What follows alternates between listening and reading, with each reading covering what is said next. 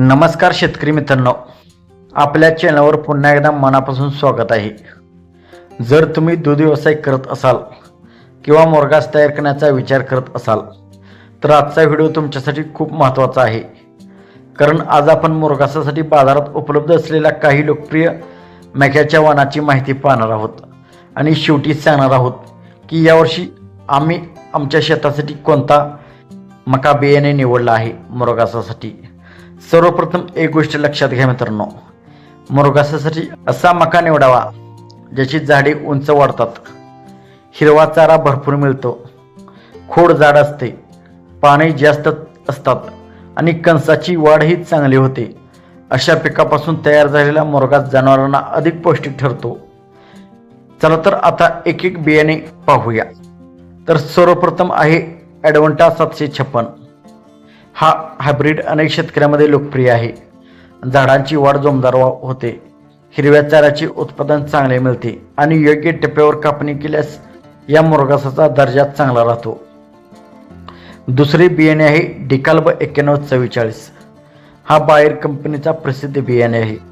मजबूत खोड, चांगली वाढ आणि भरपूर बायोमाससाठी तो ओळखला जातो. अनेक बागासाठी मुरघासासाठी त्याचा वापर केला जातो. तर तिसरे बियाणे आहे पॉयनर P3501.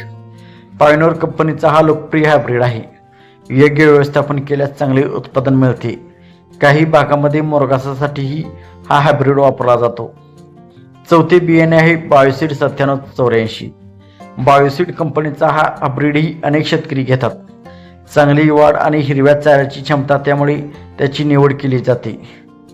तर पाचवे बियाणे आहे ते म्हणजे कावेरी KMH 8333. कावेरी कंपनीचा हा हायब्रिड काही भागामध्ये चांगले उत्पादन देतो. स्थानिक परिस्थितीनुसार अनेक शेतकरी याचा वापर करतात. मित्रांनो, या व्यतिरिक्तही बाजारात अनेक चांगले हायब्रिड उपलब्ध आहेत. पण कोणताही एक बियाणे संपूर्ण महाराष्ट्रासाठी किंवा संपूर्ण भारतासाठी सर्वोत्तम आहे असे म्हणता येत नाही. कारण उत्पादन हे जमिनीचा प्रकार, हवामान, पाणी, खत व्यवस्थापन आणि वेळेवर केलेल्या शेतीकामावर अवलंबून असते. आता सर्वात महत्त्वाचा प्रश्न, आम्ही कोणते बियाणे निवडले आहे?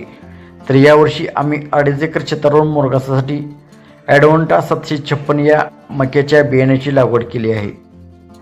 हे मक्याने निवडण्यामागे काही कारणे आहेत.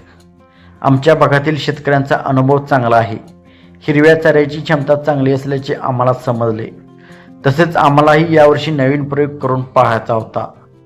आम्ही या पिकाची पेरणी स्वतःच्या ट्रॅक्टरने केली आहे. पुढील व्हिडिओमध्ये या पिकाची वाढ, खत व्यवस्थापन, तण नियंत्रण, कापणी, मुरघास तयार करणे, एकरी उत्पादन आणि संपूर्ण खर्च याची खरी माहिती आम्ही तुमच्यासमोर मांडणार आहोत. म्हणून जर तुम्ही मुरघासासाठी मका लावण्याचा विचार करत असाल तर आमच्या या मालिकेतील पुढील व्हिडिओ नक्की पहा. तर तुमच्या भागात मुरघासाठी कोणता बियाणे सर्वात चांगले ठरले? ॲडव्हान्टा, DKC, पॉयनर की बायोसीड की दुसरा कोणता? तुमचा अनुभव कमेंटमध्ये नक्कीच सांगा. त्यामुळे इतर शेतकरी मित्रांनाही योग्य निर्णय घेण्यास मदत होईल.